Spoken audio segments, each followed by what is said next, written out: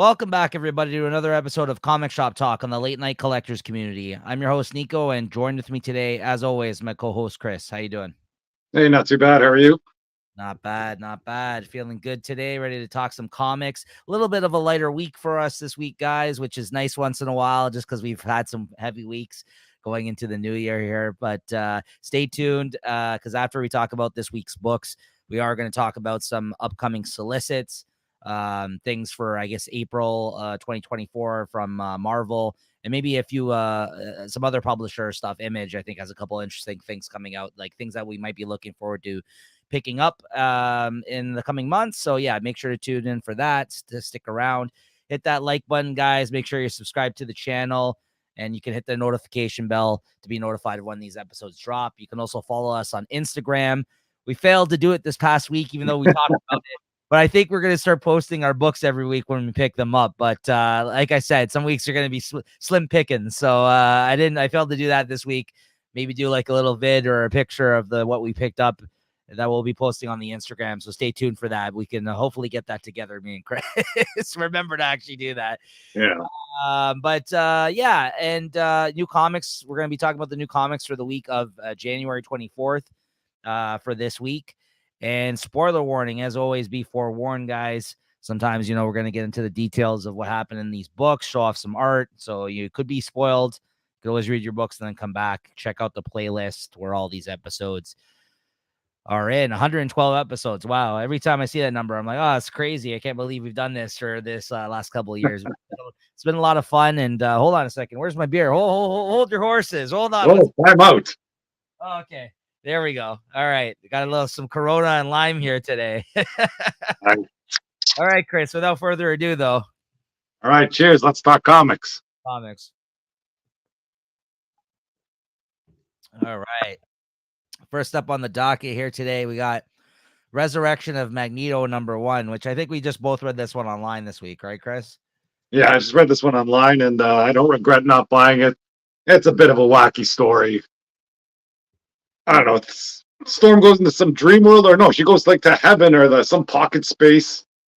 Yeah. I don't know how they explain it. Where the mutants go before since they don't really die or something. It's like unless they want to go. It's like an in-between, like limbo space, sort of like a mutant afterlife, as yeah. like a pocket. Yeah, like instead of going to the afterlife, there's like an in-between from life to death that I guess that was somewhat created for mutants at some point. And yeah that's kind of where she delves into to get Magneto back, essentially. Yeah, that's right. Yeah, and basically it's all from a dream or something. She has a dream that Magneto's calling out to her. I don't know. Well, whatever. It's some pretty out there kind of stuff going on in here. Again, Al Ewing sometimes swings for the fences with some of his concepts, and he was really going for it here. I feel like, I don't know. I didn't hate it, but I can't 100% like get on board with it either. To your point, yeah, I'm like, there was some shit in here where I'm just like, okay, this is it's a little wacky here, right? But I liked her kind of going into this place, like dropping down into this like afterlife type of area that she kind of, and like this whole journey that she embarks on in this. But it's definitely more cerebral than anything, right? It's a lot of weird concept kind of stuff. Like if I was stoned, I would probably have enjoyed this comic a lot more when I read it, but unfortunately I wasn't.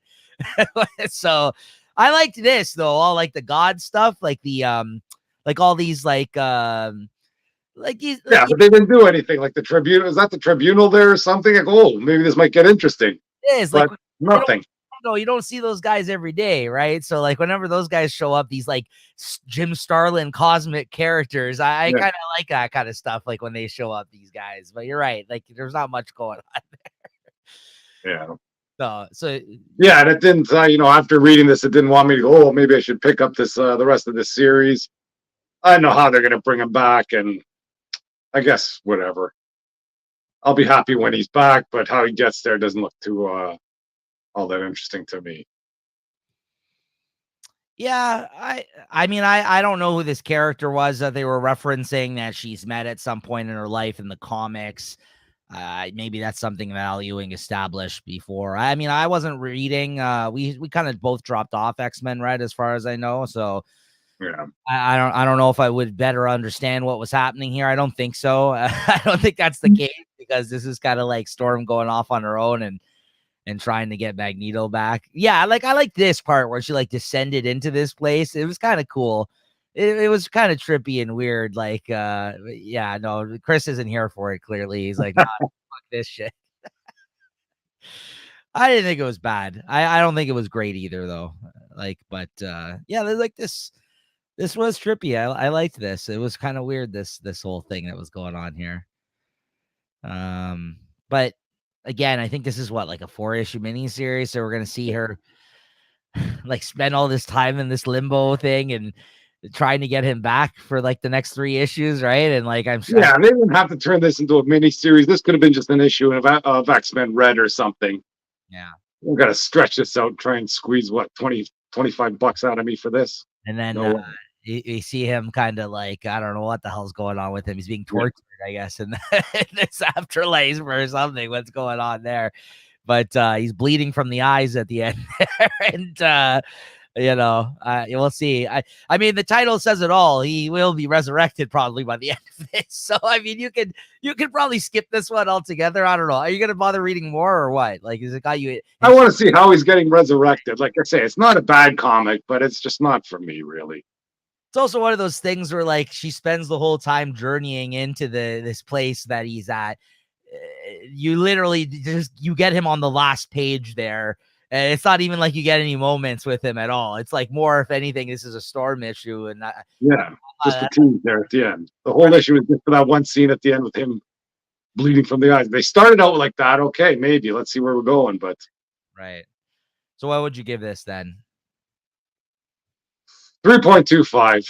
Yeah, I was gonna say 3.5 for me personally. So yeah. I don't. You definitely liked it a little less than I did there. So next up we got Titans Beast World number 5. Another issue here in this this event here, which should be wrapping up, I think, like next week. I think it's wrapping up by the time we talk about it here on the show. And of course, we had to get to this point.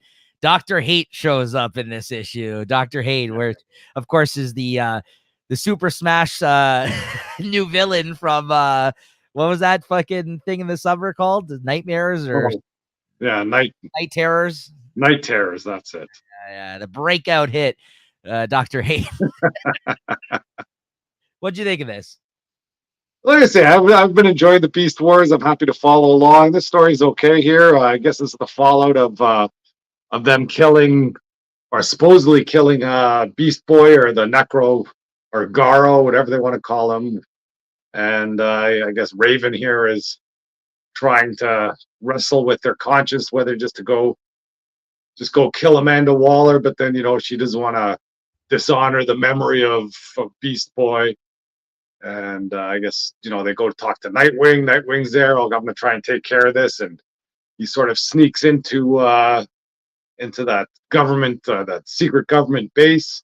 I did enjoy this. Yes, the stuff between Peacemaker and Nightwing. Now that should be a throwdown that you could put an issue to. I hope he shows up in the Nightwing comic for whatever reason, but they got to get these two guys going at each other. agreed. This was great. This part. This is actually. I am actually at this point, like 5 issues into this event, and it's about to wrap up. All in on this event. I like this event. I think this is a pretty successful event.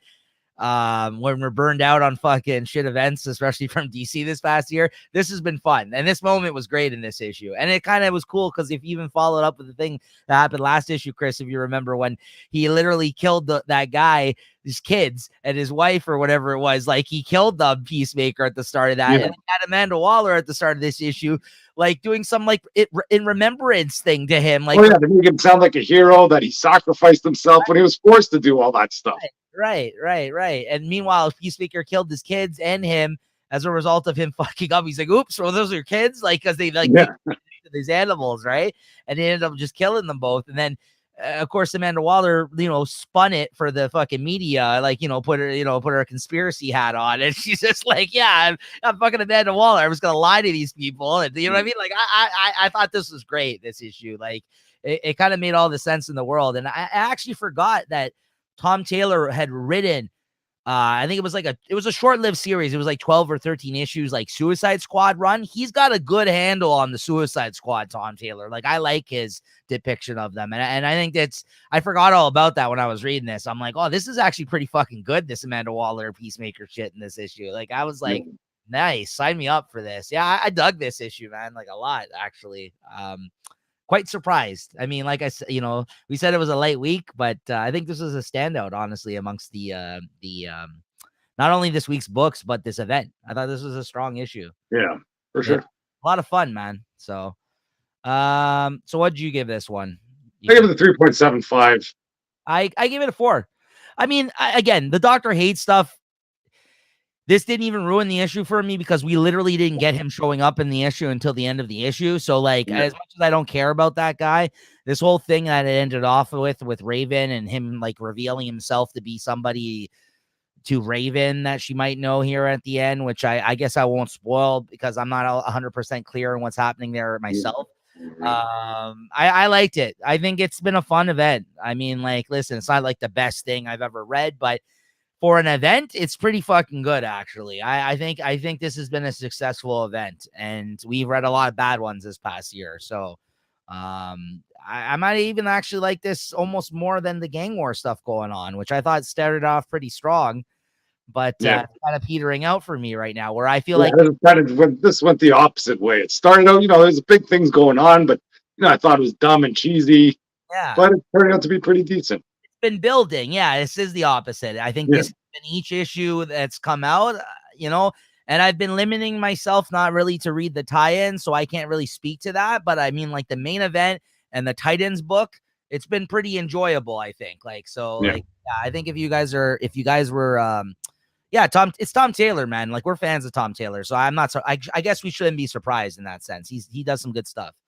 So next up we got Ghost Machine #1, which is kind of like like a primer kind of issue, kind of give it sampler issue, let's say, of it's almost like a timeless issue.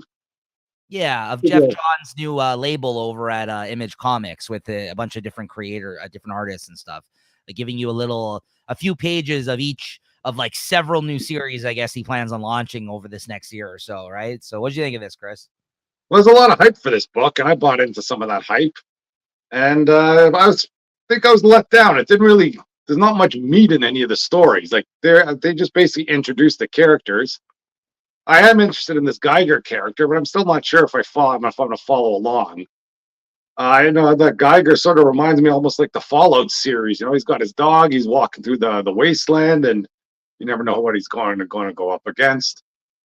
And but then the rest of the stories, like, I don't know what sort of world they're trying to build. Like, the red coat guy. And then, I guess he's interesting enough on, maybe interesting enough on his own. He's some like immortal guy from the Civil War. He's a bit of a jackass. So that's all, good ingredients. Yeah. But then they go into like all these other characters that are also involved, like this Annie Oakley. And I don't know where they're pulling these characters from, but So Geiger, like, that was already a previous mini. Yeah, I know the Geiger. I remember you talking about Geiger. Yeah, he was an interesting character, but good. The red coat guy. I don't know. Then Red Coat, they fucking previewed a little bit before too, like in the books of Geiger or the annual or something.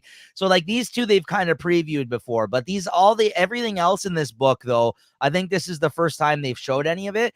I would say the one I'm most interested in out of everything else that's new, because I already like Geiger, but the Civil War one, I don't know, maybe, but not really so much. Is this one, this Animal Planet? That Rook Exodus or something? Yeah, this actually looks pretty good. Like, I think Jason Fabok, the artist he's reuniting with over here, because he did some DC stuff with him, he's a really good artist. This kind of might be good, I think, this Rook one. I don't know.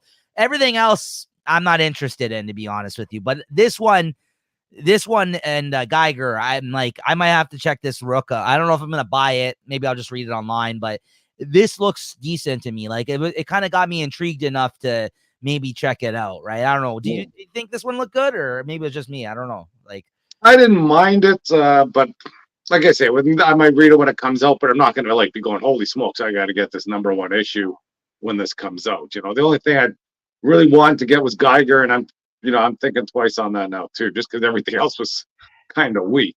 But then after this, then they kind of went into this like this is our all ages line comics. Like they kind of showed you like a bunch of, and I don't, to your point, I 100% agree with you. There wasn't enough here to really get you signed up for any of these things. Like, I mean, they're all supposed to be like a shared world. Like somehow Geiger's supposed to fit in with that red coat and this Rook character. I don't know. I think they're trying to bite off a whole lot there. So like the Rook thing is apparently it's like this guy was like a farmer, and then like he went to some planet where they are allowed to like tap into like they're able to use like all animal life or something on the planet to their like tap into powers or so. I don't know, like something weird like that. And like they each have like these animal like almost like totem, like I don't know, they each got like these masks that they can tap into like certain animal powers or something, right? And then apparently the planet goes to shit and it becomes like some apocalypse, like kind of like like wasteland type shit. And yeah, it's just some big corporation hanging about. Right. And like him and the few people, I guess, that are featured in this book are the people that stayed behind to like fight like a rebellion sort of type of move or something, right? So like it kind of is like a lot of familiar tropes that they're working with, like from other things, but I don't know. Like I might check that one out. That one seems okay to me, and I really like the artist. But then you get into these Family Odyssey ones, and these are all kind of pretty weak, I felt. And then there was like a horror one at the end that seems fucking weird. And I'm like, what the hell is this? Right? Like it was like a Goosebumps type thing or something. Yeah. Like, I don't know. Like there's this one with the Rockefellers, like, or what the fuck is that? Yeah. Well, that's what the two kids were. They're all in a van. They're like the new Brady, not Brady Bunch. The one that all lived in a fucking van and they were like a band or something. The Partridge Family. Oh, Partridge Family. That's what it reminded me of. Like this guy like rounded up his whole family, and they like it's like almost like a science adventure, almost like a Fantastic Four kind of vibes in a way, but like not a Fantastic Four, not good like that. Like it's weird. I don't know. It seemed. I don't know. This kind of felt weak to me. This whole thing. The guy like zoomed out of there. It turned out his neighbor was chasing him down. Oh yeah, that was a freaking baloney tease. And then they ended up at like a drive-through at the end. So I was like, okay, yeah, all right. Yeah. Then there was this. Well, not starting a series. Like that's what you want to launch your series with. Come on. Then there's this one that's even fucking weirder. This is about some kid that his family like hates him or something. Like, I don't know. Like, remember that? Maybe these are just too deep for me. Like I think, but both kids are superheroes somehow, or they have some powers to them. Because somebody's like, there's some guy in the van watching them at the end, saying, "Oh yeah, they got a lot more powers to go through. Let's see what happens." It's almost like they're experiments or something. Right. And then like the kid's like, I lost the baseball game, so my parents left me here. And then he has to like walk home in the rain. I was like, what the even though they won, he didn't hit the home run or something. Yeah, he's like, I'm a big disappointment to my parents. I was like, this is sounds like they're trying to make a villain and make a hero and see what happens. Then there's this one, fucking Hyde Street, which is like, I guess their horror comic of some sort, which again, he's working with a good artist that he worked with at DC, Ivan Reis or Reyes or whatever his fucking name. This didn't feel like great either. This like, and like you said, you get like a few pages, and if you're not sold on this, you're kind of out on the whole series as a whole. So I don't know why they like. I get the idea of like a sampler, but I don't think this was like maybe put out 2 comics in one or something. You know what I mean? Like this was not enough. I think for. Like the only one that intrigued me was the Rook one, and the Geiger one I'm already in on because I've already previously have been reading that. Yeah. But some of these guys are getting ambitious. Like I get you're getting a lot of big names together on your label, and that's great and all. And Jeff Johns used to be a big name over at DC Comics, but it's like fucking Todd McFarlane now. He's like launching like 20 fucking new series or something this year. Did you hear this? There's like literally like fucking new Spawn spin out series that he's doing. It's like, okay, calm down. Like that's too much. Yeah. like why don't you work on the ones you have still and make those ones good? But then I guess the way they're looking at it is like, well, listen, Marvel has fucking 10 X-Men books. So like I get what they're going for, but like, I'm sorry, that's the X-Men and this is Spawn in 2024, right? Like anyways, yeah, so here's the titles. Geiger is coming back in April, Redcoat's coming starting in April. And then you got Rook Exodus coming out in April. So I might check out these books, if anything, online. But these other fucking ones where it says and beyond, and they literally don't even have they don't have dates for them, and there's like 7 different series. No, I think I'm out on all that. I might check these 3 out, at least the first issues of them online. But these other ones, I think I'm out completely on. I don't know about you, but you're completely out now. You think in general, it feels like, right? I might read that Geiger. That story sort of always interested me. I had no idea what was going on, and getting that little taste or a bit of history of it doesn't look like it was too bad. But maybe that red coat, that could be something if they write that correctly. Having this, some jackass from the 1700s in the present day. Yeah, it's a jackass Civil War guy or whatever, a Revolutionary War, whatever the fuck. Yeah. I do like the idea that he is a jackass. That is true. What'd you give this? I'll just give it a 3.5. Same. Yeah. Power Girl number 5, Chris. Yeah, I just read this one online. Like I said, I didn't get my DC Comics in. I guess this was like a special issue from the cat's point of view. It seems to be one of the trends out there nowadays is have cat comics. And it was a fun, quick read. I don't know what's going on. There weren't many words because cats don't understand words. So whenever the people were talking to the cats, it's just like rah, rah, rah, rah, rah. It's almost like the Charlie Brown stuff. And when I didn't get this comic, I wasn't too upset about it. But if I do get it, hey, maybe there's a market out there for cat-friendly comics. But nothing happened in here. Does seem to be a lot of them all of a sudden, right? Like Marvel Meow and all these other ones. Yeah, it's true. I mean, just because one company does it, and it's not like they're doing great too. That like the other company's got, I got to get on top of this. I'm missing out on this cat trend. You better get on top of these cat. Yeah, like they're having their meeting there. Oh, you hear about this Marvel Meow? We got to do something. Oh, Power Girl, put it in there. You know what's funny? That's probably what goes on. Literally, because if you've noticed, the big two like copy each other. I mean, what was the last trend? It was dinosaurs, right? Yeah, dinosaurs, and now it's cats, right? It's just funny because like you say that, and like that's literally what's going on right now. Like that is like they're like, wow, this fucking Marvel Meow is selling like hotcakes. Yeah. Or I see them solicits Marvel Meow. Well, we got to get something in there for March or January, whatever. Yeah, but I don't know why. Company without a cat book on the stands.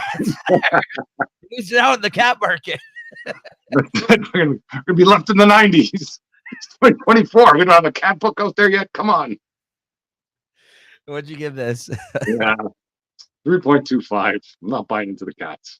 Spawn 349. Wow, almost at Spawn 350 already. Fucking big. I got Spawn 349. Yep. I think Spawn 50 is coming out. So this is the battle for hell. And I don't know. I still don't know which factions are fighting, but it's all coming to a head here. And it looks like one of the factions are about to take power. And everybody's always sort of kind of dying. All the factions are fighting each other. And then in the end, Spawn shows up. So we'll see where that takes us in 350. That's supposed to be the end of this sort of arc that's been going on forever in the background. Someone's going to take the seat of hell after this. And after 350, we're going to get 20 more Spawn titles somehow. Yeah, I don't know. Which kind of ruins like these ones. Like, who's going to, whatever. Hey, I think they already have enough. They have like medieval Spawn. They have King Spawn, freaking Gunslinger, King Spawn, Scorched, Spawn. I think you're watering down that market. Like I saw the solicitation for Rat City, which is like some future Spawn, and I don't know, he gets the Spawn powers from his amputated leg or something like that. Is that a Spawn book? I didn't even know that. I saw this list. I mean, I saw the name of that book coming out soon, but I didn't know it was or coming out. I didn't know that it was a Spawn book. Huh. Yeah, it's some future Spawn. Oh, Spawn. Crazy. People like Spawn. What'd you give this? Well, I'll give it a 3 points. The art's great inside. I'll give it a bump up for the art. 3.75. Okay.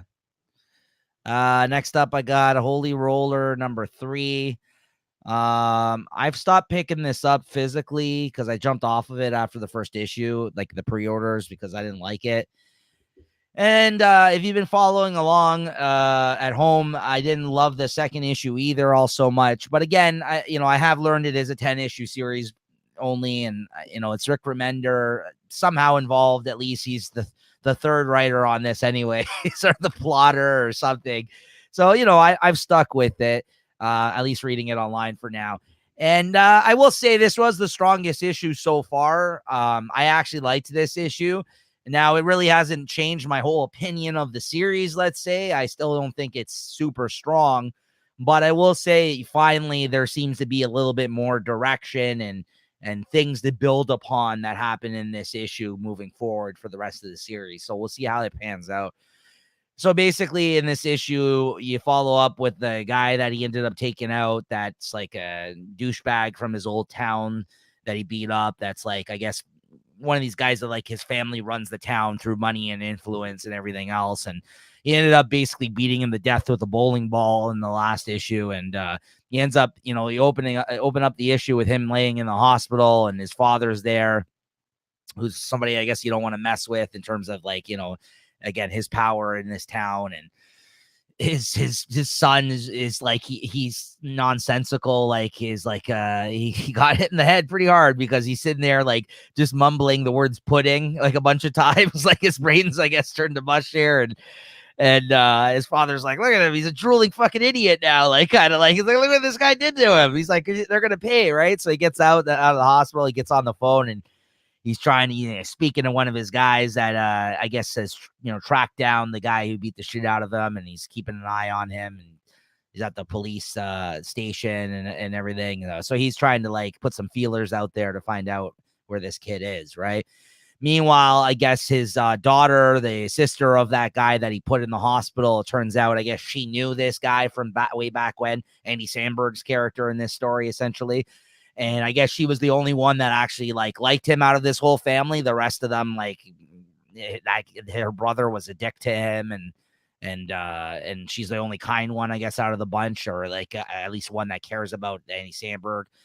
And he ends up in jail and like a drunk tank or something like that. And he makes a comment about him beating up like anti-Semitic kind of like Nazi type people. And the guy puts them in his cell and he turns around and there's a bunch of fucking guys like that, like skinhead type guys in the fucking cell with him after he talked all this shit to the cops about him saying like, oh yeah, it's a problem, I beat up these pieces of shit or whatever. And he turns around and there's a whole fucking gang of them in the jail cell there. And so they lay the beat down to him and they kick the shit out of him. And Saved by the Bell, they fucking come and let him out of the cell because that girl sprung him out of jail, even after this guy put her brother in the hospital. But I guess she's like, he deserved that. He got what was coming to him. And I know my brother's a bastard and whatever. And listen, why don't you just take this cash? And she literally gives him a fucking this is the only part that seemed really fucking like cheesy. And just like, again, if this is going to be adapted to like a movie or a TV thing, this was just like, maybe they can get away with it in that, but like in this, it just like she's like literally just gives it, like she might as well have just had like a dollar sign on the bag. She's just like, here you go, here's a bag full of cash, like fucking, leave town to get the hell out of here forever, right? It's like my father's gonna make sure something bad happens to you. So he ends up going back to his house to see his father and his friend who was like hiding out there. And at the end of the issue, they turn around and it looks like those guys, the hired goons, go and burn down his fucking family home from, when he was a kid, and his father and him are now, I guess, homeless. And he's like, they'll pay for this. And like, you see like the fucking like holy roller, like suit in the background.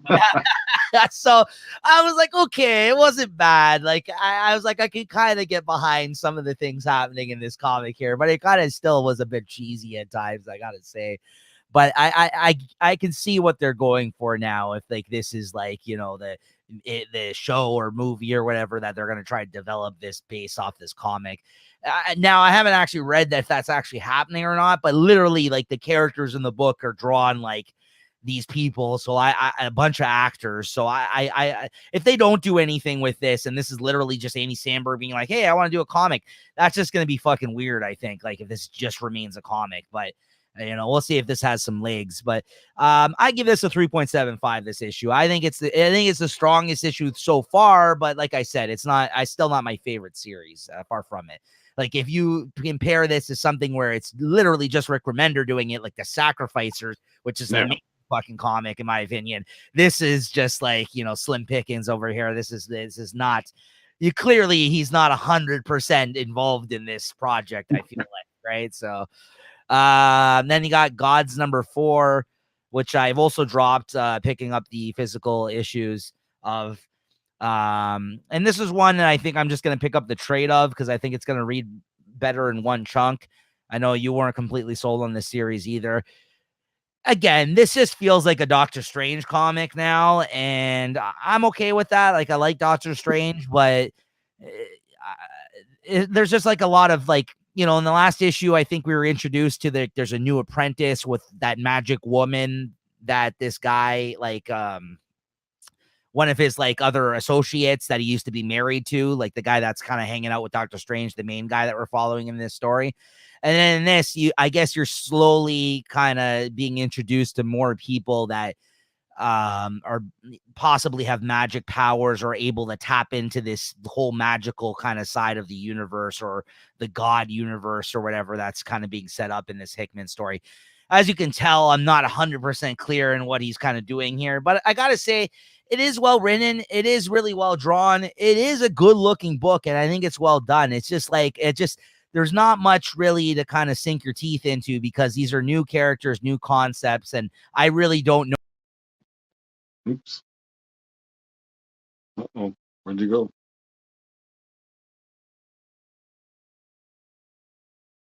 You fucking Joe. That was weird. Yeah, these are like new characters, new concepts. I just really don't see the point to all of this, or why he's doing this, why this story is a thing, why it's being told.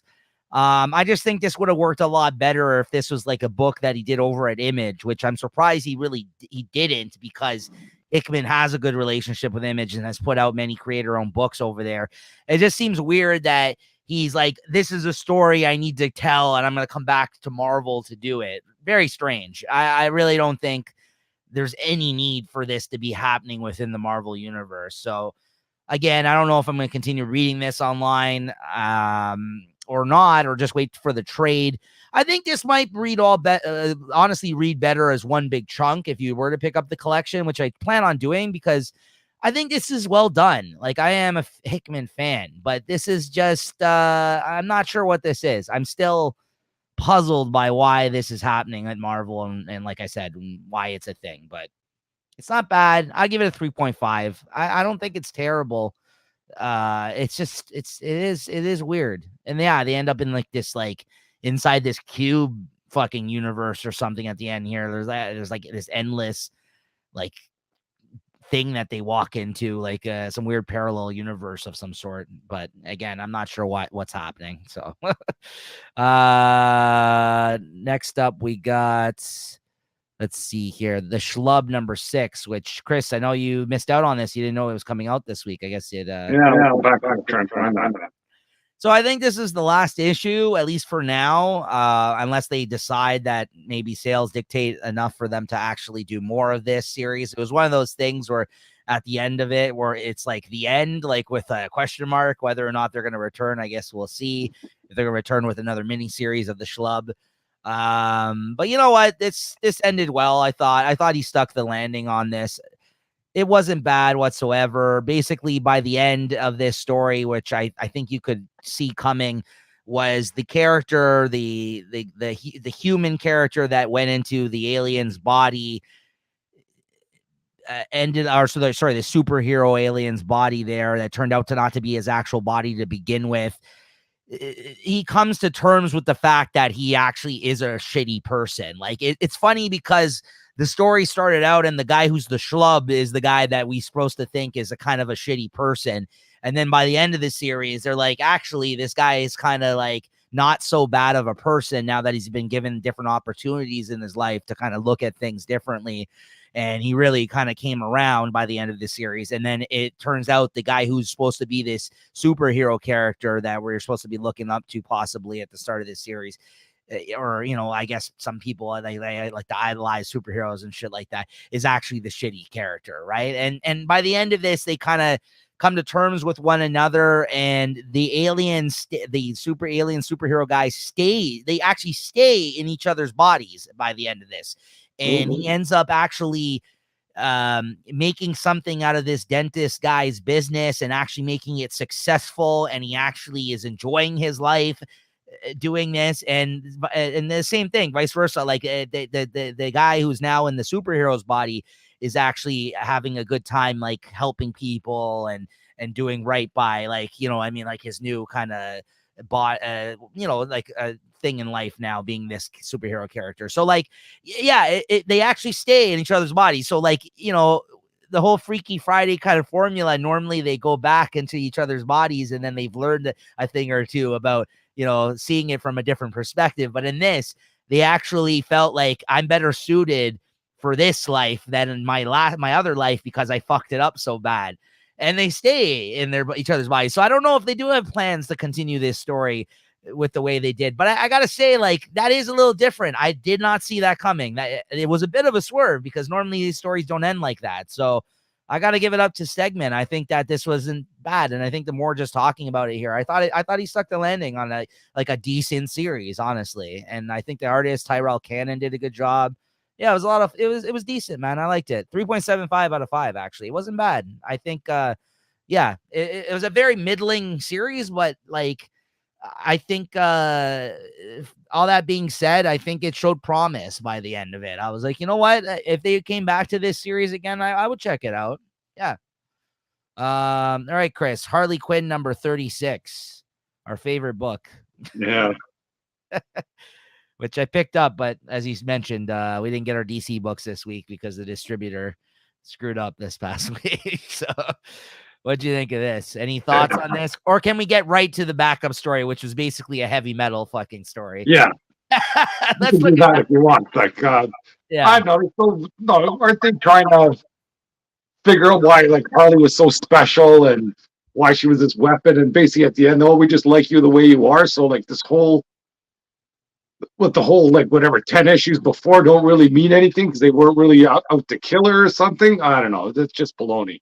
And they kind of, like you had mentioned before, like they kind of teased the whole thing that this is like almost like a new Crisis like level story. And then, yeah, like you said, it was like some stupid fucking cop out here. And yeah, whatever. We've talked about this before. We're not really digging the current direction of this book. Let's say the storylines that they were setting up here. But once again, I thought they knocked it out of the park with this fucking backup story, which looks like a fucking issue of Heavy Metal or something. Yeah. With like this like painted like honestly like Heavy Metal fucking vibe to it, like from visuals and like the style of the art, and like you know big titty chicks on like fucking like Conan swords and like big beasts and guys with skulls and shit like that. Yeah, this like felt like that kind of shit. Like it's like it felt like a European comic or something like that. Honestly, this was really fucking cool, this backup story. I got to give it up to them to continue to do stuff like this in the backup stories of this series, right? So this is where they should be taking the ideas for the main series. The only downside is at the end she falls out of bed and wakes up and oh, what a dream. Like, come on, let's get this going. But it was a good story, and it was I'm always happy to read a good Harley Quinn story like this. This is what should be in these anthologies and stuff like that, not with the garbage that's in those anthologies. I agree. I've liked these backup stories more than I've liked what they just did on the most recent anthology, the Harley Quinn Black, White, and Red. I would even like this if literally every issue was just like these dream arcs where this was the main issue, like the main story. Yeah. Because like this other story that they've been telling is a bunch of baloney, as we've mentioned before. Like I'm not really interested in and it's been one long fucking story that they're telling since this team has jumped on the book. So it's not even like we get like an arc and then it's done. This has literally been the whole story of this creative team, right? Sweeney Well, I Boo. do think this arc is ending, though. This might be the end of the arc, I hope. It is. And Sweeney Boo's leaving the book, as you mentioned. But Teenie Howard, who's been writing this, is continuing on, right? So I don't know. I don't know what to say there.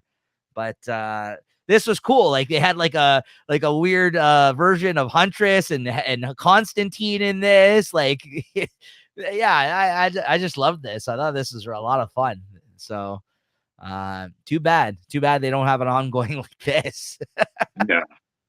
But yeah, what would you give this? It's hard to rate with these backup stories, I gotta say. Well, I rate this backup story at 3.75. The main story is like a 3. Yeah. You know, I would average out to like a 3.25 or 3.5. Yeah. It doesn't do the backup story justice. Yeah. Yeah, I agree with you on those ratings. Then we got Immortal Thor number 6. The issue, the series that I dropped and then ended up picking back up, and now I've dropped it after this issue again. I didn't after the last one, I didn't reorder the one after this, but yes, I have this issue. What'd you think? Save yourself. Did you read this, eh? I have it. Yeah, I have it right here. You have it. Oh, this is the last issue I've picked up. I said again because I ended up dropping it with 4, picking it back up with 5, and then I'm dropping it again after 6. So no, I didn't save myself anything. Chris, what'd you think? Oh man, this was so hard to read. The story was dragged on. Like the first 3 pages was basically just Loki talking to Thor about telling the story, not even actually telling the story, just getting him to tell the story. And then when you finally get in the story, you know, it's an okay story if this was really going on. You know, it's kind of almost like an old, you know, sort of Norse mythology type of story. You know, they go into, I don't know why they're going or where they're going or why, but they end up in some forest and they're like little people in front of a giant. And, you know, they try and, you know, they're hungry and the giant falls asleep, but leaves them this food.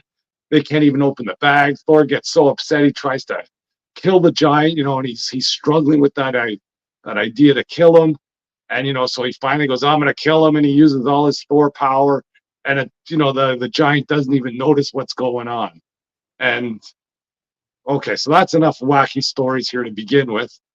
And then you go to the last page and you find out that somebody's reading the story, and this is part of this Roxxon.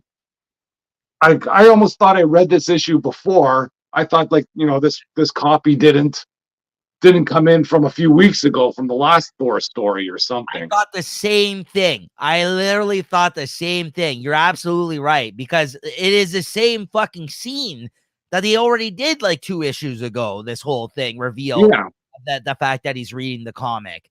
And this Roxxon thing is like kind of manipulating, I guess, the storytelling of this. And I mean, we're going to talk about it when it comes up to the solicits, but they're branching out and doing a fucking Roxxon Presents Thor issue too, like in a couple of months from now. I don't know.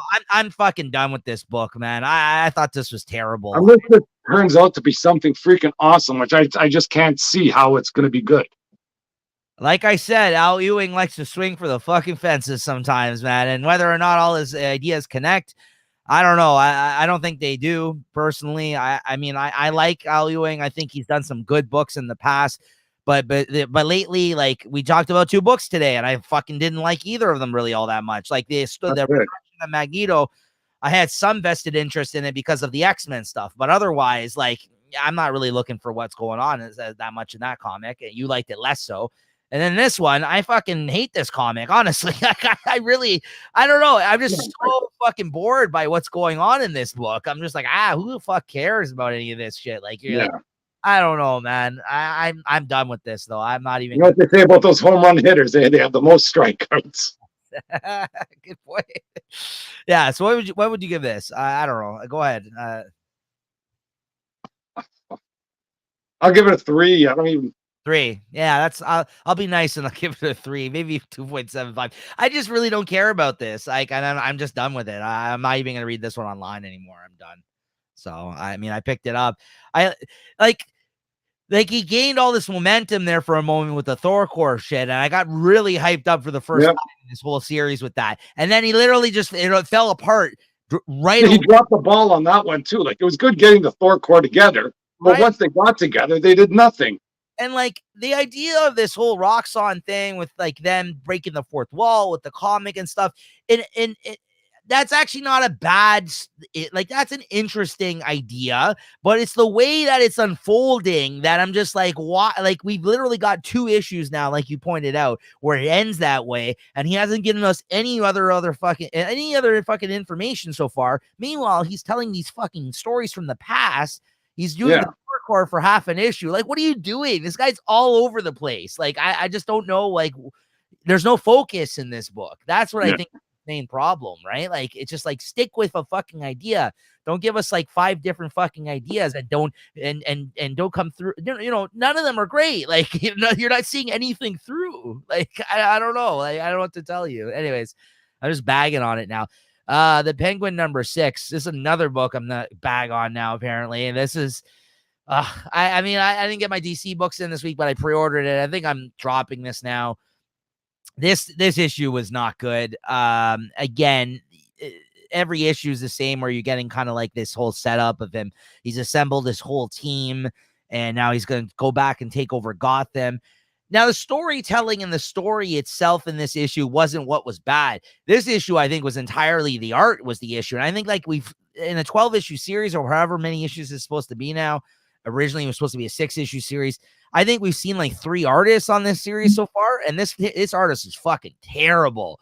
Like, look at that. Look at what he looks like. Oswald Cobblepot. Like, this is fucking bad art, man. I'm sorry. I did not like this art at all. And I'm not familiar with the artist, so I'm not even going to shout him out, but I did not dig this art. Oof. What does that say? Stefan something? I don't know. So this told the story of, and also he's playing around in something where I feel like we've seen so many different variations of this at this point, of the Penguin's origins and his history in Gotham, that I don't even know where this fits in, honestly. Like in this one, he tells a story about how he started working for like the one of the gangsters in Gotham, the big one, Falcone or whatever, the big gangster that they always talk about in like the Batman comics, I think it is. And he was working at the Iceberg Lounge, which eventually becomes the Penguin's place. But in this, it's somebody else's. It's the gangster that's kind of got the run of everything in Gotham at this point in time. And they're telling you're seeing it from the Penguin's perspective, telling a story about how Batman and him basically met back in the day as he was working there. And I guess he hit up the Penguin and found a way to make the Penguin basically give up information about what was going on at the Iceberg Lounge. And it tells you this story about how the Penguin sort of manipulated his way into the Batman agreeing to allow him to continue running things there in exchange for that information. He was going to turn a blind eye, thinking that Penguin was trying to like actually make a run at like a legitimate business of taking over this corrupt place. And then like there's this whole thing where like he visits him on a rooftop and his mother is up there with him, and by the end of this issue, like there's some woman like he was saying that's his mother or whatever. He ends up pushing his mother off the fucking roof at the end of this issue, saying like like after he gets what he wants, and he used her to easily manipulate Batman into thinking like, oh, I got to take care of my sick mother, she's so old, and like so like I don't know where this fits into Batman's history, like in terms of continuity. The art was terrible. I'm just over this too. I think I'm just dropping this. Like I like Tom King again. I think the story was well done, well told, but it's not really the story itself. I'm not so interested in at this point anymore. So he kind of lost me with this. I might revisit it when it's all collected in a hardcover or something or a trade. But at this point in time, I think it's just the terrible art and the lackluster kind of like approach. Like I felt like the issues, every issue now, it's like so much setup. And it was supposed to be a 6-issue miniseries that it should have already been paid off by now. And the fact that it's stretching and going on, like we talked about, I don't think he actually had planned for that big of a story with this. And they're just really just taking advantage of the Tom King name, let's say. Like, oh, this guy's writing Wonder Woman now. Let's sell this Penguin comic that no one fucking cares about, right? So 3 out of 5 as well. There's some bad ones this week, guys. Some bad ones. Universal Monsters Dracula #4. This is the conclusion of the first of the Universal Monsters miniseries coming out through Image. I guess they've had the rights to this as well that they're doing, and they plan on doing more miniseries coming out throughout the year. You know what? This started off kind of like I don't have the art for this one, so I'm just gonna talk about it. So this started off James Tynion, of course. I'm like, yeah, whatever. This is just like your basic run of the mill Dracula story. And then I felt like every issue, it kind of started getting a little bit better. And by the end of it, I think it's a solid mini series. If you like Dracula and, you like his collaborator, Martin Simmons, who's the artist on this that did the Department of Truth book with him, I think this is worth checking out. I mean, I don't think, again, it's going to blow your socks off. Far from it, but I think it was a fine Dracula story, and I actually really liked the ending of this miniseries. And I don't think he really tapped into like new ground at all. We've had thousands of fucking interpretations of Dracula, different movies and books and everything else over the years. This is nothing like, he hasn't really uncovered anything new about the character here, but I think it's a well done representation of that character, and kind of like, and Van Helsing is in this and stuff by the end of this last issue. So it was kind of interesting in that respect. So I'll still give it a 3.5, but I think it was well done. That's all I'll say about it. Then you got Punisher number 3, Chris. Jeez Louise. Yeah. This I got a variant cover. I don't know. I didn't even ask for it. Oh, that's a nice one, though. He's shaving. Look at that. Not too bad. Yeah, I got Wolverine. Got Hugh Jackman. I guess after he finished wrapping up the Deadpool, shaving off the beard. This is tough, though. I'm not going to lie to you. Chris, I'm just going to say it. You could go ahead and talk about it, but I just don't want you to lead you astray and make you think that I'm such a Punisher fan that I'm like, yeah, this was great. No, this was not. This was tough. Go ahead. I feel bad when you have to refer to the characters there because you don't know the real names by the Punisher counterpart. Like Microchip gets captured here. Yes. I don't know. He's lost in his dreams or in his nightmares there because of some fear toxin. And he just kind of overcomes them just by thinking about it. They're going, oh, I'm better than this. And all of a sudden he's like the hallucinations are nothing. Like, I thought it was almost good there where you see him lying on the ground, just lost in the thought when the cops get there. But then what? He just wakes up and goes, oh, sorry, that was just my bad. And he goes on to continue fighting. And what's with Jigsaw at the end? Was that even the Jigsaw from the Punisher?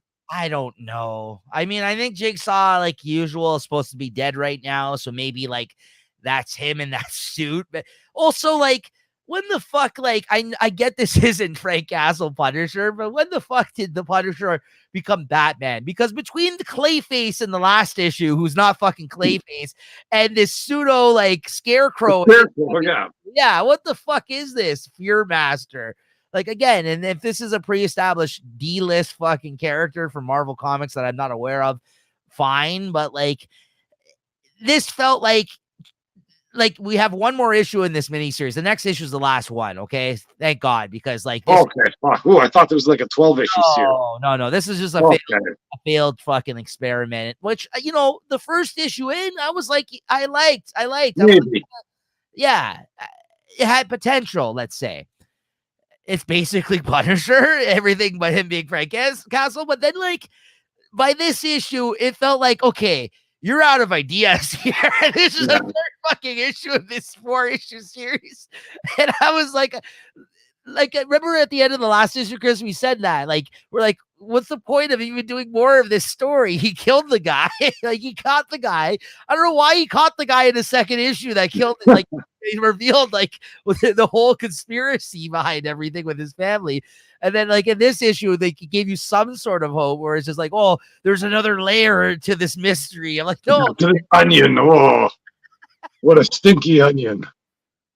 This was tough.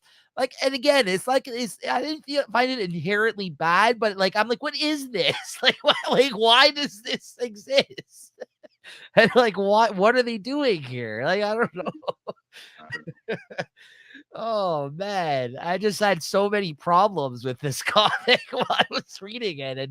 And like, again, I don't know what happened here. Like, you could have just told a simple 4-issue story where it's a SHIELD agent, and by the end of it, he caught the guy who killed his family.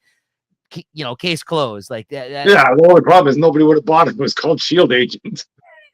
Yeah, they could have just continued to act like this guy's the Punisher. In this issue, it's almost like he's not even like Punisher anymore. He's just some. Yeah, he's not even out there. Like he was locked trapped in that whatever that warehouse the whole time.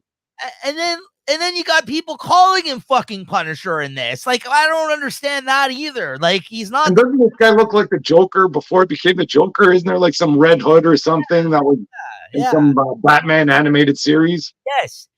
This is what I'm saying. It feels like a fucking Batman comic. It's like, it's fucking weird, man. Like, I don't know. Like, I thank God it's only one more issue. That's all I gotta say. Like, if anything that this series has done, maybe this writer was just like, I gotta make this really shitty towards the end, so no one supports this new direction for the Punisher. Like, because like at this point, I'm like, okay, bring them back now. Like, this is enough of this.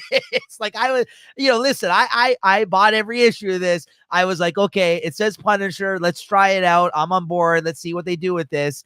I gave them a shot. This was just not good though. Like, I was just like, maybe they first had to ruin Frank Castle, which they did. Now they have to actually ruin the Punisher name. Stop, Chris. Stop. I hope not. Well, if they got to do that to build them back up, then do it. Because, like, no, come on. What do you give this? 3. Yeah. This is the most 3s in like forever. Oh, I know. All right, finally, I'm not giving this a 3. X-Force 48, guys. What do you think of this, Chris? I was looking forward to this one, and the beginning of the issue delivered.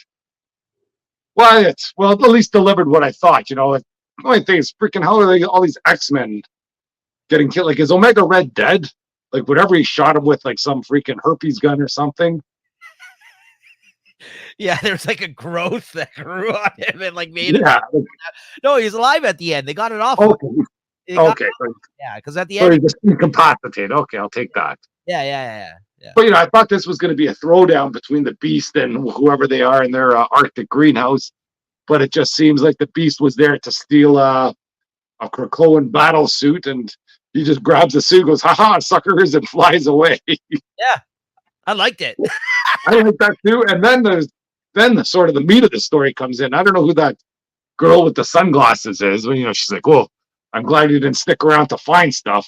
And then she opens up the magic door, and there's, well, I've been hiding this from everybody. I got a Beast clone from the 80s. And they're like, well, her idea is to kill a Beast. We need a Beast. Mm-hmm.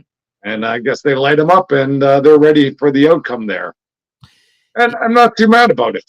No, I liked this. And then obviously Beast being Beast, this Beast escaped whatever prison that they put him in there, like captivity, because they weren't sure, but whether or not he's going to be on the level, this clone. Yeah. And then he escapes there at the end, and he ends up tapping into their computer basically to find out like what happened, like why he's come to get to this point as this clone, and what made the other Beast become a bad guy now. Yeah. So I guess what you could worry about is he could be reading that going, I see why I did this. Yes. But he does seem to be sort of upset at his actions, which is encouraging. Yes, but he kind of is just like, how did it get to this point? Like, what the fuck happened for me to go so wrong, right? Like, yeah. So I liked all that. But then at the end, he kind of left. So I don't know if this is him taking it into his own hands where he's going to go fight the other Beast now, or was this him being like, oh, I need to go team up with it? I don't know. Like, they kind of maybe he feels that he can, like, if this is the Beast from the 85, he feels that he can talk the Beast down, maybe.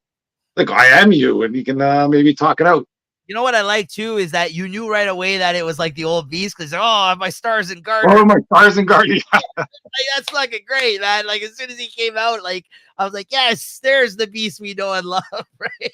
Because I know a lot of people haven't liked this story that are big fans of the Beast because of what they've done to the Beast, right? But it totally tracks. There's so many awful decisions that the Beast has made even before this series. Like, he really has fucked up a lot in the name of science in comics history. Yeah, and they had to take the Beast back. Like, they couldn't just resurrect a Beast from the 90s because he's already got a lot of dirt under his nails by then. That's right. But this is like Beast, like Xavier's School of Mutants, like the start. Yeah, which I thought was pretty fucking cool, right? So I dug this. I like this issue actually. Again, Percy, I think is he's doing good comics lately, man. I gotta say, like, I really don't know what the fuck he did. Like, he really sat down one of these days and was like, you know what, this fucking Point Break stuff isn't cutting. Yeah, my movie homages just aren't paying the bills. Because then you have another one. Unless this is a movie homage I don't know about or something. Like, is this like The Thing or something where they're Like stuck out in the Antarctic or something? But anyways, I'm enjoying this stuff. I'm enjoying everything that's going on with X-Force, Wolverine, X-Men. I'm loving it. What'd you give this? I get a 3.75. I give this a 4 out of 5 this week. All right. I mean, somehow still end up talking an hour for these books somehow. There you go. I like to talk. But yeah, guys, let's look at some new solicits here, some new comic solicitations here for April. Those are the books we wanted to talk about this week that came out. Not the best week, but small week, not the best week. I guess we spent a lot of time bitching about the books. So there you go. You got that to look forward to. It's been a while since we complained about a bunch of books. I know it's more fun talking about books we like or talking about books we hate. No, I don't love doing it, but sometimes it's fun to make fun of things, like, for sure. Like, I think as long as you can take that away from it, not everything's going to be great, but as long as it makes us have some funny conversation, that it's worth it, in my opinion. Yeah, shout out to comicreleases.com, not affiliated with the website, but it is where we kind of use the solicits from. It's a well-run website. All right, Marvel solicitations from April this year. Blood Hunt, Chris, you in? I'm getting excited about this. This new sort of violent Marvel that it just seems to be coming along. And this one here, they got some red polybagged edition because it's going to be, deemed too violent. I might be down for that. There's also an Archer variant for the regular cover, so I might be buying two. But I don't know if I'm going to be that down for Blood Hunt. But I'm definitely going to get the polybagged version, I think. I didn't actually even know that was a thing, but I see it coming up next on the solicits here. Nice. Yeah, that's really cool. Some nice covers. An extra couple pages of violence. And I'm on board. Like, I'm on board as well. And it looks like Marvel is actually taking, again, like I said, these companies try to copy each other. They're taking a page out of DC's book, it seems like now. And it looks like they're really trying to make a push for a lot of more out of continuity type stories, right? Like, I don't know if that's going to be the case here or if this is in continuity, but it looks like they're trying more kind of like fun kind of miniseries and stuff like that, right, lately. So I don't know. This seems like it's like a DC versus vampires type gimmick to me, but we'll get to see. Here's the polybag edition, I guess, this cover, and yeah, there will be more blood expanded, and yeah, I guess I'm in. A couple extra pages of too explicit, eh? All right, I'm in. Avengers Twilight #5, yes. Yep. Oh, I'm getting that cover. That's sick, Kuna. I'm liking it so far. Saw some previews for #2, looking good still. Oh, that's cool. They're doing the Dark Knight Returns cover. That's kind of neat. That is kind of cool. I do like that. It's probably we got Hawkeye though. Come on, put a real character there. Ultimate Spider-Man 4. Yes. Yeah. So that fucking book, there's so many people that were looking for that book, that title. It's obviously you can't find it anywhere first print anymore, but like, yeah, I've seen a lot of people asking for that book and have been going to shops, and like, unfortunately they're just sold out of it. Like, that's, yeah, this book has made quite the stir with a lot of folks, which I'm just kind of surprised that people didn't think that some people like didn't think it was going to be a big book and just didn't sign up for this coming out. I don't understand why, but it's kind of weird to me that they should have teased this book in like the one shot or something, or in that Ultimate series, just a little bit. Even just one page of Peter Parker in his life, when he didn't get bit, and go to see Peter Parker, or just have Peter Parker running by one of the scenes or something, even, Marvel failed in that regard. Yeah, that's a good point. I don't know. You're right, because that lead-in series that Hickman did, where there was no indication that this was. That's probably why nobody bought this. Yeah, that's a good point. Ultimate X-Men 2. I mean, I'm gonna read. No, man, this looks bad. I'm gonna read this online, at least the first issue, but I'm not picking this up. Ultimate Black Panther 3. No. No. I'm waiting for the Avengers book, though. I'm going to check that one out. The Ultimates book, I'm checking that out. Deadpool 1. No. No, Spider-Gwen, Ghost Spider number 1. no. No. Oh, Stephanie Phillips is writing this though. She's good, but I'm out. But she's good. I like that she's doing more work here lately. Spider-Man Shadow of the Green Goblin. This is one of those old creators coming back to their stories one. No, I'm out on this. J.M. DeMatteis. Immortal Thor number 9. No. I might get it because I like that cover with Enchantress. That is a good fucking cover. I will say that. That's Alex Ross, I guess, or But still, now what's this? This is for April, so this is still going on and this is in January. Come on. it's kind of cool that there's all these vampire variants this month, though. That's kind of neat. Yeah. Oh, there you go. Oh, that's a nice Dick Bradshaw cover too. I do like that. And here we go. Roxxon presents Thor number 1. No. Yeah, I'll read that online, but I don't think I'll be buying it. That's a nice cover. Oh my god, is that a fucking Greg Land cover? Yeah, you can tell from the porn face that he put on that character. Ugh. Sorry. Oh. Kid Venom number 1. Ugh. I'm out. Poor goddamn. You picking this up, Chris? Kid Venom? You into this? No. A lot of hype on that, like the Kid Venom that just came out. I think there's a one shot that put all the Kid Venom stories together. But no. Spider-Man 2099. No. You got Symbiote Spider-Man 2099. Sorry. Spectacular Spider-Man. Yes. No. I'm picking this up. You're not going to even check it out? I might read it, see what it's about. Edge of Spider-Verse 3. No. No, I haven't burned on these ones. Jackpot and Black Cat number 2. No. After I like that, these Adam Hughes guys. That's Adam Hughes covers. it is. And then you got this fucking Art Adams cover, which is pretty fucking awesome. I might order this because of this cover. I really like this cover. So maybe. It's a maybe for me. I like this cover a lot, but I'm hoping this story surprises me, but freaking after that Jackpot, whatever one shot, that was just brutal. And I think that's why I don't want to pick this up now. Like even the first issue had an Adams Hughes cover that wasn't bad. But like, I don't know. If anything, I'm going to pick up this Art Adams cover though, just for the cover, but I'm not looking forward to this series. I'm worried that they put Art Adams on these covers just because they know it's so garbage. Yeah. But I mean, it's a nice cover. So I don't know. Maybe for me.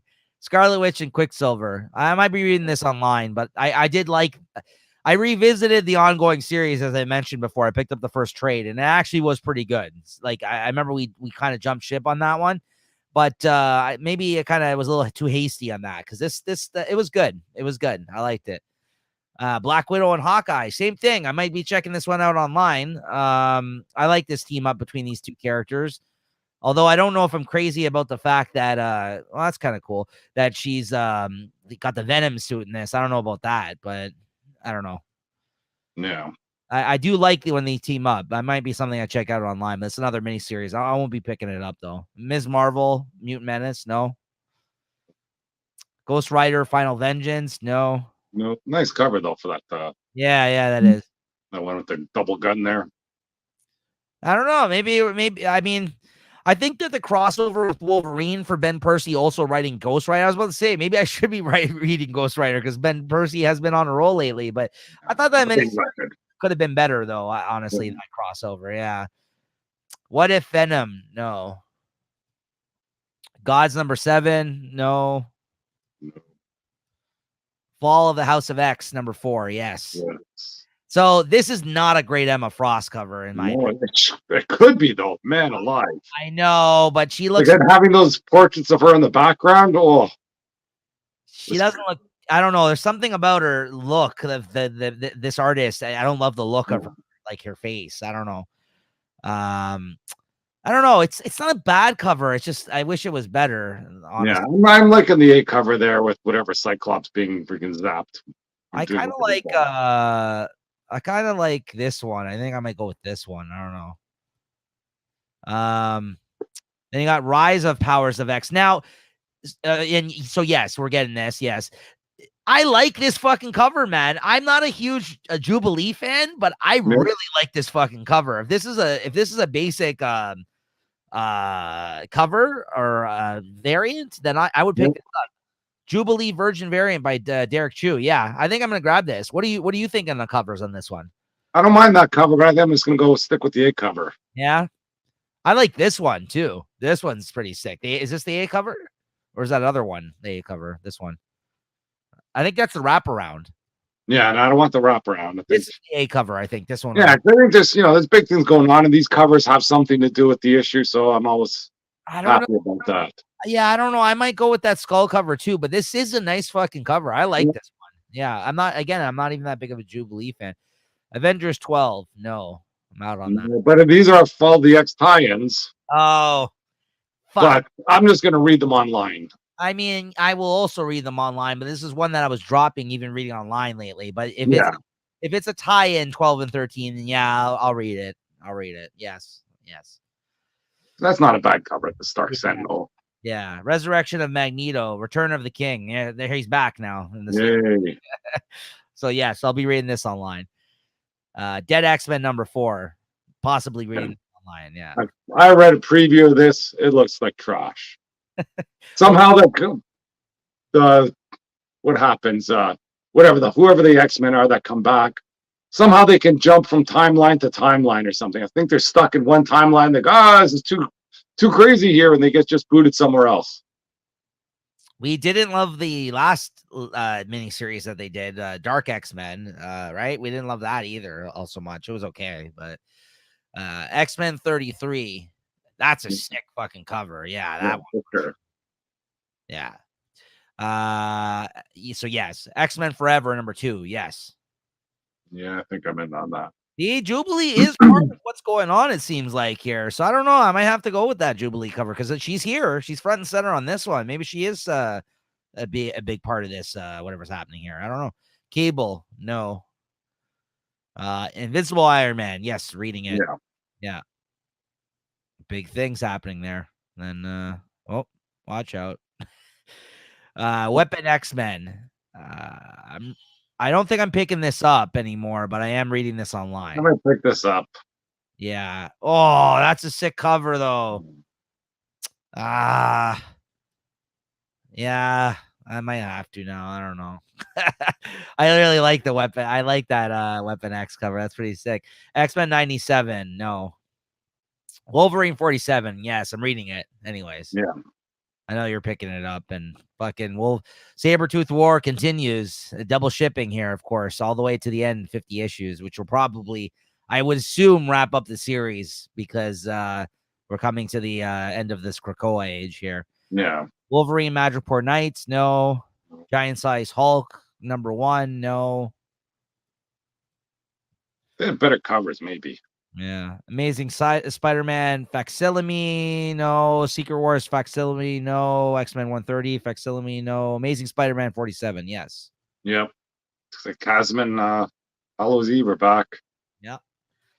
Well, I think Todd Knock is the artist there. I don't know if you can see it. Yes, yeah. I like Todd Knock. He's good. You gotta give us freaking JRJR covers. Come on, man. Give us a break from the guy. There you go. Not bad covers, but come on. And 48. Well, that's a nice cover. All right. Yeah. So 47, 48, yes. Yeah. Spider-Boy 6, no. Victory revealed. Miles Morales, no. Spider-Woman, no. Superior Spider-Man, no. I'll be reading it, though. It's not bad. You've been reading Superior? Yeah, not bad. No. Spider-Punk, no. Venom, you're still picking this up? Yeah. You sound so disappointed. You're like, yeah. Whoa, look at that. Is that a Stegman? Yeah, I think it is. Yeah. That's the cover you got to go with. If that's like a regular cover, that's a nice one. Yeah, you got to go with that one. This one here. That's pretty sick. Carnage number 6, no. Captain America 8. I'll be reading this online, but I've dropped it. Vengeance of Moon Knight number 4. Maybe. I read the first issue online. I did like it. Power Pack Into the Storm, no. Night Thrasher, no. Incredible Hulk 11. Are you still on this or what? Maybe. Okay. There's supposed to be like some I think I'm getting sucked in by the solicitations. Do I have it? Actually, I don't have it on my list. So maybe I'm out. Captain Marvel 7, no. Fantastic Four number 19. Yeah, I'm gonna get this. I like that Art Ross cover there. Oh yeah, very nice. Kind of like femme Post fatale. noir. Yeah, noir type cover. That's kind of cool. I'll read it online. Blade, no. Doctor Strange, yes. What? Oh yeah, it's the new Defenders. That's right. I love this fucking team. I mean, it hasn't Well, even. that's because it's the cover there with Black Cat and all them. This one's a little different. This one's got, I believe that's fucking Taskmaster there. Yeah, it looks like the enemies or something. The new Moon Knight. Yeah, I'm in. Whatever's going on in this arc, whatever's about to start happening, Yeah, this looks really fun. Yeah, I'm really into what's happening here. Sensational She-Hulk. What? Nice cover. yeah, it's a nice cover. I think I'm out. I'll probably read it, but I'll read it. Daredevil 8. I'm out. this is supposed to be like some 60th anniversary issue or something. Oh, really? Okay, so maybe I'm in on that. Take a look at this list. I don't know. And there's a Frank Miller cover that it's not there, but It the is. Daredevil and Frank Miller cover, 60th anniversary. Yeah, okay. I might See read what's happening. online. Yeah, it is. It is 60th anniversary. Yeah, 60 years of Daredevil. So maybe it'll just break away from whatever crappy story's going on. And Maybe for a moment. And that's it. That's Star Wars and all that kind of shit we don't normally talk about here. So there you go. That does it for this Marvel solicits. Let's quickly look at, though. I did want to look at Image very quickly. There's a couple of new books in Image I did want to mention. And also, it's not in this month. I think it's not until June, July. But a quick news article, too, I wanted to quickly mention, and we forgot to mention last episode. Jason Aaron has been announced as the new writer on the new Teenage Mutant Ninja Turtles ongoing, which is restarting at #1 after the 150th issue. So I'm really excited for that. They announced like the first 4 issues, there's a different artist on each issue, and I think it's going to focus on a different turtle.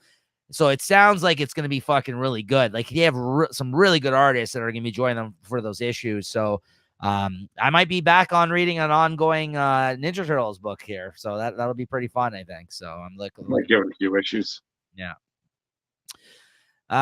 What did I want to talk about here in Image, though? I think there was a couple things. I wanted to talk about that, which I talked about.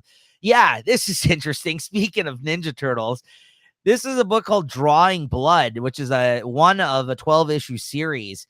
And this is Kevin Eastman, it seems like, telling a very like semi-autobiographical story about himself. Now, he did a miniseries called Drawing Blood, which was only like 3 or 4 issues. I think it came out like just before the pandemic or around the pandemic, and he self-published it, so I don't think a lot of people read it, and I didn't read it. This might be him doing that series and expanding on it. And he's bringing some really good artists that he worked on along with his own art from the ongoing Ninja Turtles series to the series as well. But listen to the premise of this. It sounds kind of interesting. The legendary Kevin Eastman, co-creator of the Ninja Turtles and former publisher of heavy metal magazines, returns to comics with a look into the roller coaster life of a successful comics creator.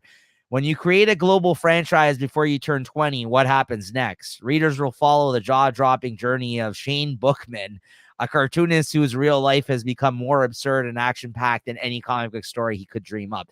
This is basically, I think, him telling his own story, like in the form of a comic book, because if you know a little bit about Kevin Eastman, he like basically almost bankrupted himself and he fucking blew all his money on like a bunch of stupid shit in the 90s after like the hit that Ninja Turtles was.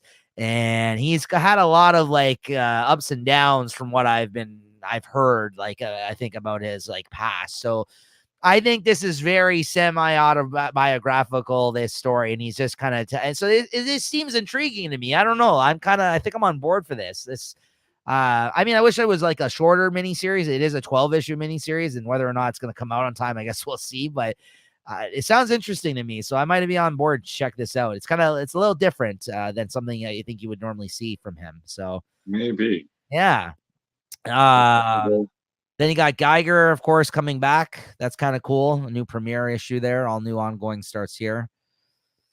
I think there's one more thing I wanted to point out. Maybe it was just that though, because I thought that was pretty. I got the Duke Cobra Commander. I got the Transformers 7 this week, that month too. Yeah, we got this new Napalm Lullaby book from Remender. Actually, the second issue is this one, but we didn't, I guess, talk about Image Solicits last month. So this is a new series from Remender that's going to be coming out that I'll be checking out just because I check out everything he does, and majority of the time they're all really good series. So that one starts in March, Napalm Lullaby. Then you got Rat City #1, as you mentioned, which, yeah, I guess that is like a future Spawn there, kind of like Spawn 2099 or something. Yeah. Extra length first issue of Rat City. Erica Schultz and Zay Carlos, who I think he's been an artist on some Spawn stuff before. Peter Cairn is an ex-soldier. What a kind of a fucking name is that? An amputee and a hellspawn in a post-war future. But Peter's not dead like Al. Peter got his spawn powers from the nanites in his prosthetic legs. Okay, so he's got like a bunch of little robots in it. Yeah, his legs. Nanites were affected when Al Simmons, that's basically Bloodshot. That's what he is. Initiated his necroplasmic detonation in the present. Al had no clue that the effects would ripple across not just space, but time as well. Ooh. Then he got Red Coat #1 premiering, as we previously talked about. That might be fun. And Rook Exodus #1, like we previously talked about too. Which, if anything, will at least look good. I'll tell you that much, because Jason Fatbach is a pretty good artist. I think that's it. I mean, in terms of newer books, anyways. Scorched, got that continuing. Spawn, Transformers #7. So this is the first issue where Daniel Warren Johnson isn't drawing it. He's it's gonna be drawn by George Corona, or Jorge Corona, who's not a bad artist. He's no Daniel Warren Johnson, but I'm still gonna be reading this. He's still writing it, so yeah. Hopefully should continue to be as fun as it has been. Oh yeah, and this is the newest Universal Monsters miniseries here. Creature from the Black Lagoon Lives, which I actually really like Creature from the Black Lagoon, so I might check this out. I don't know. I've always liked his design and the look of him, and I've seen the old movies and stuff like that. So yeah, I don't know. There's some fun covers for this. I might check this out. So Ram V is co-writing it. So yeah, that's the Image list. It's there, guys. So there you have it. All right, Chris. What are you looking forward to reading next week, man? See, next week I'm getting Avengers Twilight 2, Hulk 8, Wolverine 42. I think I'll be reading Off-World 3, Dead X-Men. I might be getting that World Finest Annual, the Superman Batman. That's supposed to be the end of that Magog thing. Duke 2 will probably read The Local Man and World Tree 7, but I'm still lost in that freaking world. Yeah, I think next issue is honestly a make or break issue for me, because like I might ditch it and read it in trade, because I really didn't like where it's a good book. It's just like you, and we both agreed on this, when they brought us back after being off for a couple of months to the newest arc, I was totally lost and kind of like not really into what was going on after like that break, right? So that kind of sucks. So we'll see. I mean, that next issue might be a decider for me. It might be on the chopping block, everyone. So stay tuned. Or at least picking it up in issues, anyways. But yeah, things I'm actually picking up next week is Batman Off-World #3, Avengers Twilight 2, Duke #2, World Tree 7, as I just said. I have a Spider-Boy 3 pre-ordered because it's the Wolverine Amazing Spider-Man homage cover. I've ordered that one, which is it looks like this. This is the only reason I ordered it, because I wanted the cover. Yeah. I guess I'll read it since I'm buying it, but like it's not a series I've been keeping up with. I haven't read any of it, I feel like. And then books I'm reading digitally there. We got like you, or I guess I'm picking up the World's Finest Annual as well. And then it looks like Titans Beast World 6, the conclusion comes out next week. I'll be reading that. Local Man 9, of course, Wolverine 42, and possibly Dead X-Men #1. Hulk is coming out, but I don't think I'm going to read that. I haven't read the last couple. So are you still reading it or no? I don't know. Like, did you mention? I'm still reading it, but that story's been going nowhere. Yeah, so I think I'm done reading that one online too. So yeah, again, not a really huge week either next week. So that's okay. But it looks like some more promising books, hopefully, than this week was. So all right, Chris, your favorite book of the week this week? Tough one. Yeah. It's but pretty nothing I bought. I'll tell you that much. I'm damn. gonna have to go. Offline here or online, let's say. And I'm gonna go with X Force with Beast. Same. Titans Beast World was close though. That was, if it wasn't X Force, I was actually going to go with Titans Beast World number 5, but I got to go with X Force number 48 as well, which unfortunately Chris just mentioned I didn't actually pick up, but I read that digitally, and I just think, again, reinforcing the fact that Percy's been doing a good job, and I did like the events of this issue too. I really did like the Beast stuff that's been unfolding, and so yeah, there you go. That's our first book that we've both agreed on for favorite of the week in the new year, guys. So there we go. So stay tuned next week. We'll see what happens, guys. Thank you as always to Chris, and make sure to check out these shows when they drop. And thank you for everyone checking them out. All right, Chris. We'll see you guys next All week. right. Cheers. See you next week.